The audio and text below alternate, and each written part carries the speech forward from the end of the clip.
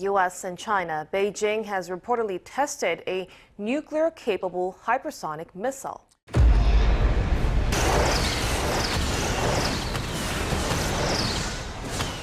At precisely 2:06 a.m. in the enormously vast and quiet Pacific Ocean, 12 hypersonic missiles pierced through the upper layers of the atmosphere. Fired at the same moment from deep within Chinese territory, these missiles flew at Mach 8 times faster than sound, and heading toward one target. This target was the USS Gerald R. Ford, the most sophisticated and formidable aircraft carrier the United States Navy has ever built. There was no advance notice, no rising tension, no formal announcement. For the sailors on the Ford, it began with a quiet radar signal. Ford is currently deployed to the Mediterranean Sea, and it's likely to take several days to journey to South America. One dot appeared, then 12 more. The Combat Information Center stopped moving for 1 second. Then the warning systems activated. 12 incoming warheads. The time until impact was 78 seconds. This was happening for real, and not a practice drill or training exercise. But what the Chinese forces did not understand, what they had no way of knowing, was that they had not simply attacked a ship. They had just tested the complete operational power of Carrier Strike Group, 12 a floating fortress of war technology, equipped with the most advanced layered defense system on the planet. And within moments, that system sprang into action. Across the decks of 3 Arleigh Burke-class destroyers protecting the Ford, vertical launch systems burst open. M6 interceptor missiles shot upward like volcanic explosions, spiraling through the sky to meet the incoming dangers.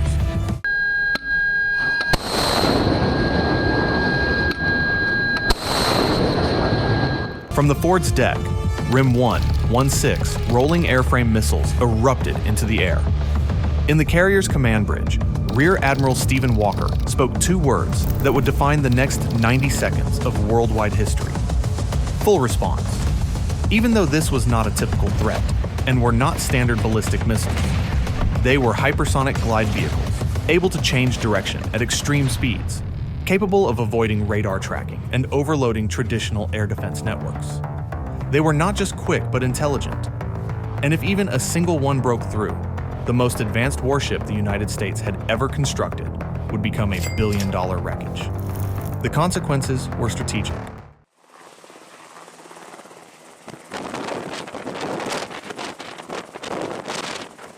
The USS Gerald R. Ford was not operating alone. Below its deck were more than 4,000 people. Aviators, engineers, analysts, and special operations teams preparing for a classified joint training operation with Allied forces near Guam. On board were F-35 Sea Lightning II stealth fighters, MQ-25 Stingray drones, and critical naval command equipment connected directly to the U.S. Indo-Pacific Command. If that carrier sank, it would not simply mean the loss of a vessel. It would mean the breakdown of an entire regional deterrence system. And that was precisely China's objective. Tensions in the South China Sea had been rising for months. Flashpoints over disputed islands, close confrontations between naval patrols, surveillance drones destroyed without anyone taking responsibility. But this was different. What happened next would remain classified for days until a single encrypted message changed the direction of the entire incident. Just 18 seconds after the missiles launched, a U.S. early warning satellite detected an unusual transmission from one of the missiles during flight. Instead of sending out a solid targeting signal, the missile broadcast a flickering signal, unstable, inconsistent, and seemingly artificial. Within moments, the Ford's electronic warfare specialists decoded it. The missiles had not been launched from China's mainland. They had been launched from a rogue mobile platform, an unmarked cargo ship modified with a vertical missile tube system, operating illegally near the Philippines. The ship had been disguised as a humanitarian vessel. What had looked like an official Chinese attack was now something else entirely. But there was no time to argue about intentions. The missiles were still approaching, and the U.S. Navy still had less than 40 seconds to survive.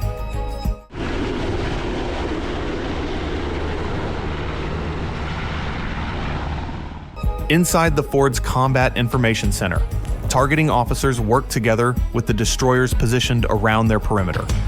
Each interceptor missile had to be launched with perfect timing. Fire too early, and the hypersonic warhead would change course. Fire too late, and it was finished. The USS Paul Hamilton, positioned 2.7 nautical miles northeast of the Ford, launched its final interceptor just as the first hypersonic missile entered its final approach phase. In midair, a thunderous explosion erupted.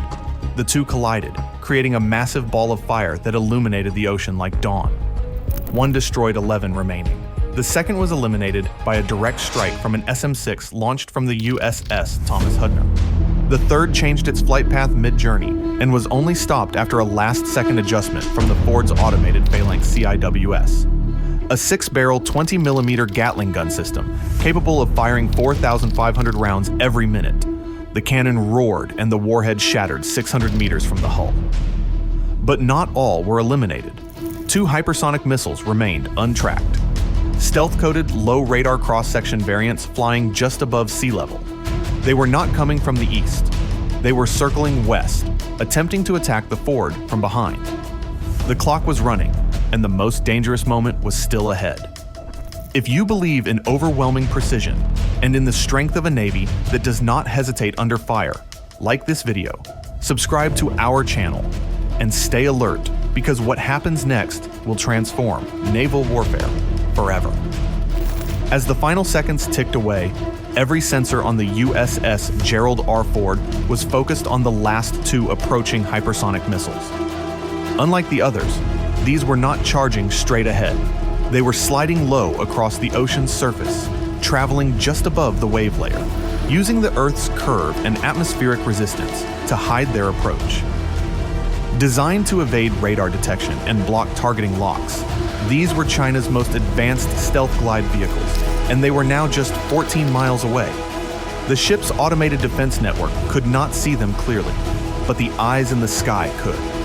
Circling 60,000 feet above, a U.S. Navy E-2D Advanced Hawkeye had been feeding thermal and optical tracking information into the Ford's command center since the first launch.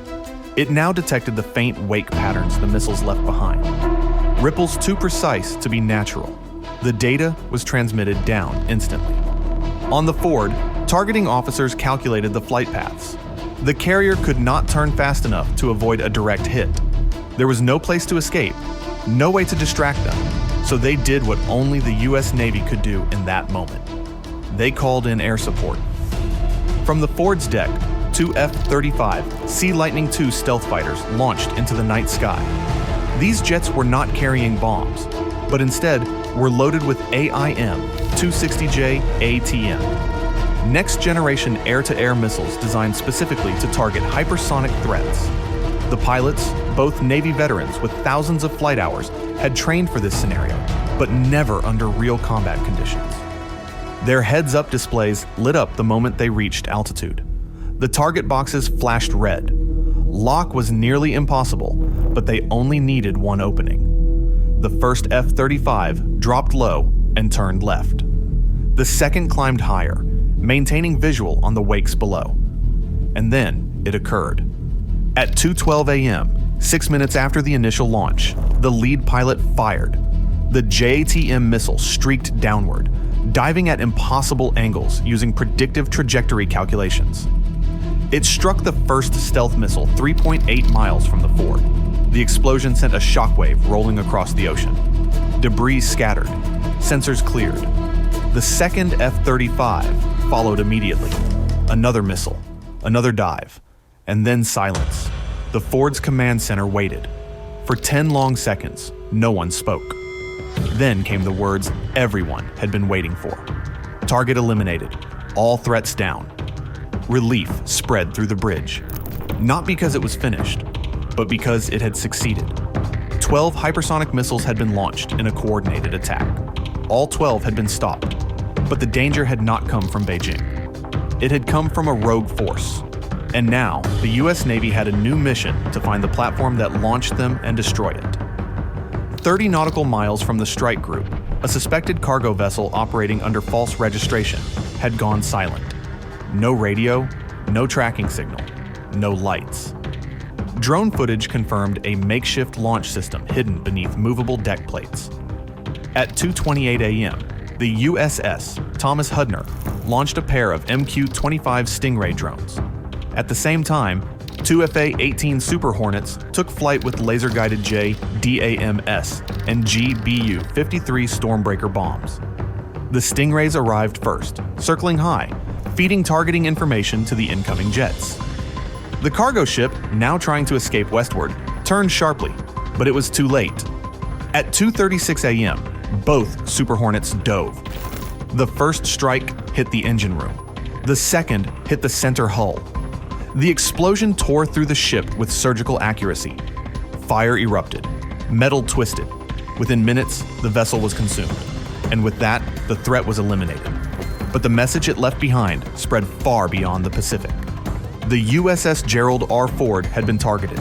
The world's most advanced carrier, under attack by a dozen hypersonic warheads. And it survived without a single breach in the hull, without a single life lost, and without retreating.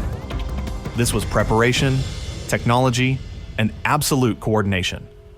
For China, the incident triggered worldwide examination. Denials were released.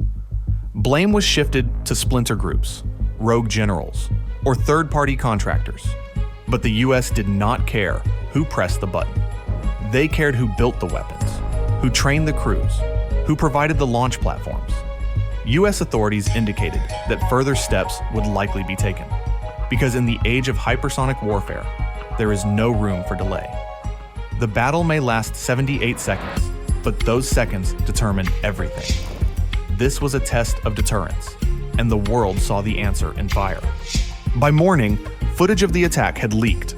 War analysts debated whether this marked the start of a new naval arms race. But for the sailors on the USS Ford, the question was already answered.